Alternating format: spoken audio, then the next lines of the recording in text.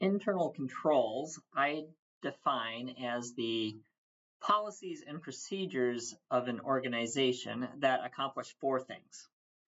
First, and most important for purposes of our class, is safeguarding assets. So, in other words, making sure people don't steal stuff for the most part.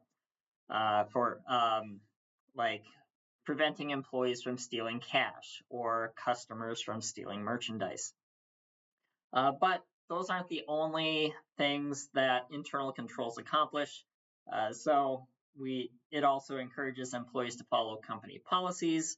Like, how do we do that? And it promotes operational efficiency. Again, all of the policies and procedures that help us be efficient as an organization, and ensuring accurate and reliable accounting records. If you are an accounting major, that last one we'll focus on a lot in later classes because we are really concerned about making sure our accounting records are accurate. However, for this class, we are going to look more closely at safeguarding assets, making sure our cash stays where it's supposed to and not in somebody else's pocket. So let's look at the components of internal control, and then we'll look at examples. So the first component is the environment.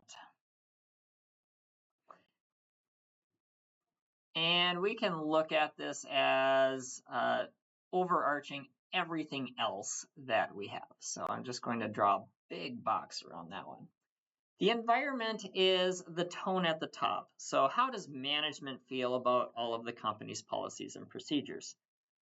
If management does not really care about the policies and procedures and why it's important, guess what? The employees aren't going to really care either. So what's the likelihood of employees following the procedures if management doesn't seem to care? Is practically zero, right? So the tone at the top, the environment overarches everything. If we don't have a good environment, then all of the rest of the stuff is not going to matter very much. We can write all of the policies and procedures that we want, but if management doesn't care, doesn't convey this to the employees, then nothing else really matters. All right, the next thing is we are going to look at risk assessment.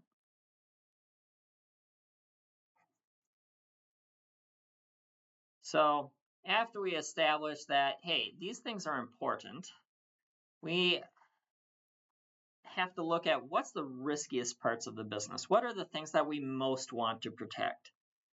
For example, we might say, hey, we have all of this inventory in our electronics store. And which stuff are we most concerned about people stealing? And if you go into an electronics store like Best Buy, you'll notice that some of the expensive stuff has a sensor or an alarm on it, and the cheap stuff does not. And that's because we have looked at the expensive stuff and said, that's the riskiest stuff. And we want to make sure people don't steal that. And this small dollar stuff, we don't want people to steal that either, but it's not as risky, and we have limited funds and resources to protect our inventory. So we're going to protect the most important stuff, and some of the little stuff might get stolen, but we're not going to put a sensor or an alarm on absolutely everything because it's expensive for us to do that. So we'll focus on the high risk stuff and not do as much for the low risk stuff. So, and that goes for everything in our business, not just inventory, but hey, looking at employees and cash and what are we going to do. So again, we have limited time, people, resources, money, and we're going to focus our efforts on the most important things. All right, so risk assessment. Next is control procedures.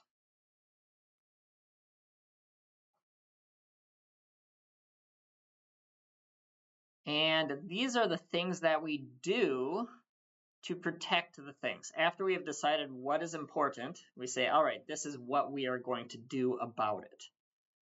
Again, for the inventory, example is we're going to put an alarm on the risky inventory.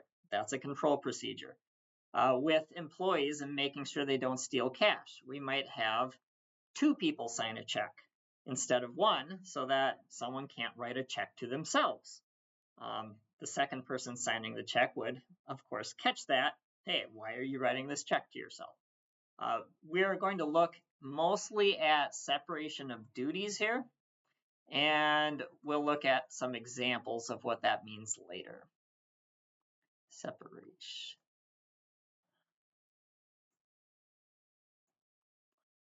Okay. All right, next is information systems, and this could be an overarching thing as well. Sorry about my handwriting here. Information systems in our day and age, that refers a lot to computers, and computers go through this entire thing. A control procedure for a computer might be a password. You have to put a password on your account. It might be restricting parts of the software to only the parts that you need to accomplish your job. And information systems are also going to be part of the next one, which is monitoring. We can have all of the policies and procedures that we want, but if no one checks up on it later, guess what? Again, everything is kind of useless. So if you are supposed to have a check signed by 2 people, and no one ever checks on it to make sure that 2 people signed it, if the bank never checks on it, if your manager never checks on it, if no one ever checks it, guess what? You probably can still sign a check with 1 and end up writing a check to yourself. So someone needs to check up on all of this stuff later to make sure that everything is functioning as it's supposed to. All right, so those are the 5 components of internal control. Environment is overarching everything. We look at a risk assessment. What are the things that we really want to protect?